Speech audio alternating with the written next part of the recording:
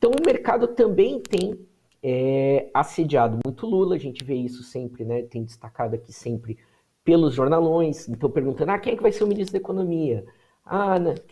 Não pode revogar o teto de gastos, não pode fazer a reforma trabalhista.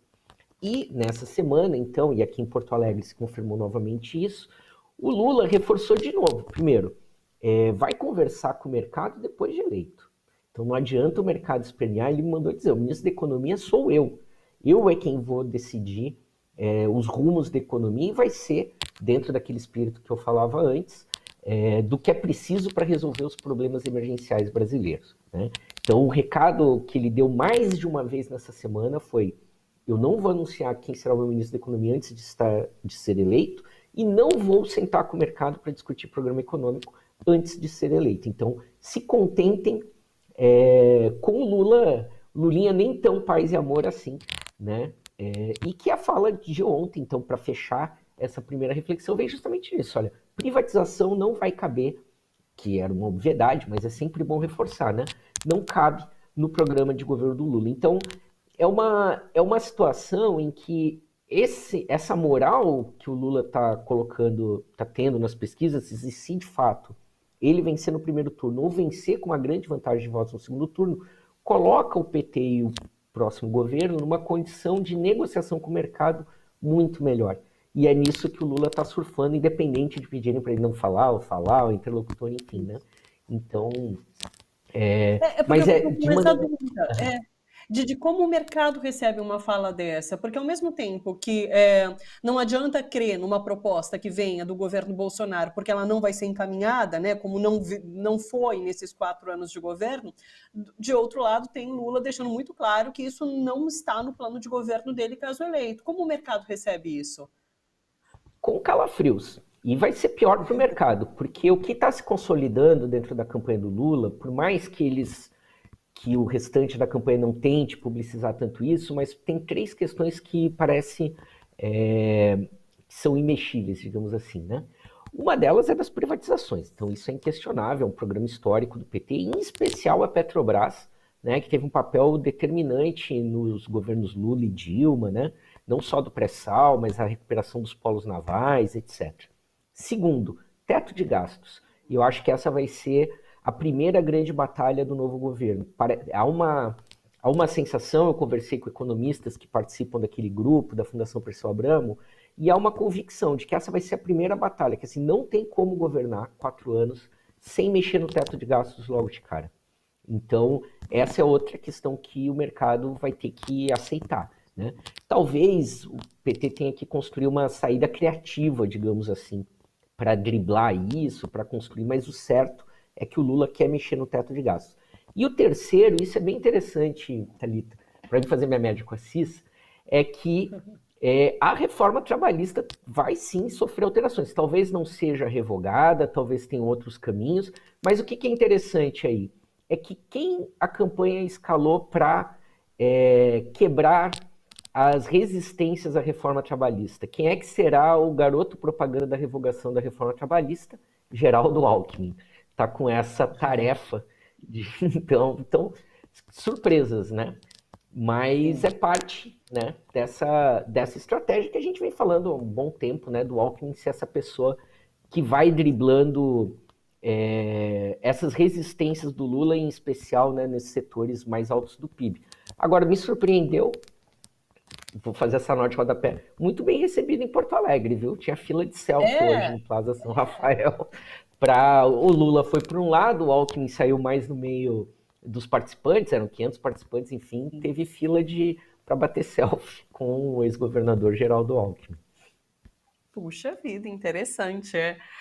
Ô Miguel, aliás, você trouxe ali no começo da sua fala essa questão, né, da pesquisa IPESP, que mostrou os votos, né, de Ciro Gomes podendo migrar para Lula. E daí a Cissa Soriano, nossa editora, pessoal, ela separou também uma fala agora, durante essa participação aí de Lula no evento ontem à noite, em que ele parece trazer um recado bem claro assim, para Ciro Gomes. Eu quero a sua avaliação. Vamos ouvir juntos e daí a gente avalia depois, tá bom? Roda para a gente, Gui. Brizola estava magoado Eu falava, Brizola, tudo bem, querido, mas eu ganhei. Porra, ajuda eu, cara, ajuda eu. Você é um operário, eu vou te apoiar. E eu agradeço a Deus, porque foi a primeira vez na história do Brasil que o PDT e o Brizola transferiram 100% dos votos para mim no segundo turno. Isso é a eleição de 89, Brizola então apoia Lula e tem essa transferência de 100% dos votos. Difícil esse cenário se repetir, né? Como que você vê isso? Mas me pareceu um recado claro ali para Ciro Gomes. Como que você viu? Olha, ontem o Lula deu 2 recados para os partidos fora da aliança, né? O primeiro que a gente viu na seleção da introdução, tinha um recado mais suave para o PSOL. Se vocês puderam ver ali nas imagens, o presidente nacional do PSOL, Juliano Domingos, participou de todo o ato, veio junto com Lula, enfim. E uma militância muito significativa do PSOL ontem participando, seus vereadores da bancada negra de Porto Alegre, enfim, um clima muito bom, assim, né? Então, o PSOL tem um pré-candidato ao governo do estado no Rio Grande do Sul, ex-deputado Pedro Ruas. O PT tem um pré-candidato ao governo do estado, o deputado estadual Edgar Preto, e que os dois se entendem muito bem, inclusive, e querem dar match nesse namoro, mas ainda dependem das direções partidárias. Então, o primeiro recado suave do Lula foi para o PT e para o PSOL do Rio Grande do Sul de que pode ter jogo. O segundo recado mais duro foi para o PSB, porque o PSB do Rio Grande do Sul, ele tem um pré-candidato ao governo, que é o Beto Albuquerque, que foi vice-líder no Congresso do governo Dilma, mas depois direcionou a sua bancada para votar pelo impeachment da Dilma, apesar de ter feito parte do governo, e tem feito claramente campanha para o Ciro Gomes nas redes sociais.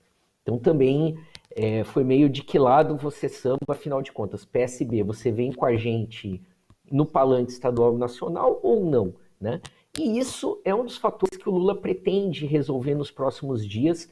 De novo, conversando com integrantes da coordenação hoje, eles me reforçaram isso. Olha, o Lula deu um prazo para resolver Rio Grande do Sul, Santa Catarina e Espírito Santo, mas, obviamente, todos os caminhos levam para São Paulo, né? E que implica na retirada da candidatura do Márcio França ou disputar o Senado, enfim. Mas esses 4 estados estão aí com seus destinos interligados. Então, a fala mais dura ali, no sentido de vocês têm que voltar a conversar, foi para o PSB gaúcho. O PDT está nesse bloco também, porque uma parte da militância do PDT não fala publicamente, até pelo estilo de campanha que o Ciro construiu. O Ciro é candidato desde 2018, né? Sejamos sinceros, desde da ida a Paris, enfim, e criou um estilo polarizado, ainda que uma hora batendo no Bolsonaro, hora batendo no petismo, ora flertando com a terceira via, etc. Então, ele apostou numa lógica passional, de uma militância que eu não diria nem que é trabalhista, eu diria que é uma militância cirista. Se o Ciro deixar o PDT, como já deixou o PSB, como já deixou o PMDB, como já deixou o PSDB, provavelmente uma parte dessa militância, que eu diria que é um antipetismo envergonhado, seguiria o Ciro para outros caminhos.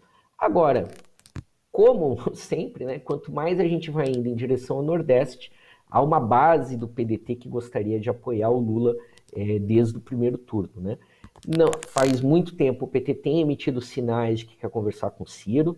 O Ciro adotou uma postura que é intransigente, muito diferente do Brizola. Eu não quero aqui confessar a minha idade, mas na minha juventude eu tive o privilégio de testemunhar a chapa Lula-Brizola em 94, quando aí o Brizola aceitou ser vice do Lula. E nas minhas primeiras atividades políticas, tive a oportunidade de ver e me surpreender com a química que eles estabeleceram entre eles dois, né? A experiência do Brizola e a intransigência, no bom sentido, com o Lula naquele momento, foi realmente um momento muito rico da política, assim, um grande aprendizado, né? O Brizola é uma figura histórica e sensacional. Então, eu acho que, infelizmente, o recado do Lula seja para a militância do PDT, e muito provavelmente isso as pesquisas estão apontando.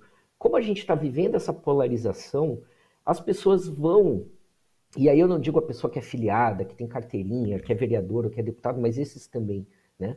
As pessoas vão querer decidir a eleição nesse primeiro turno. Não quer dizer que nós vamos conseguir, que essa eleição será de primeiro turno.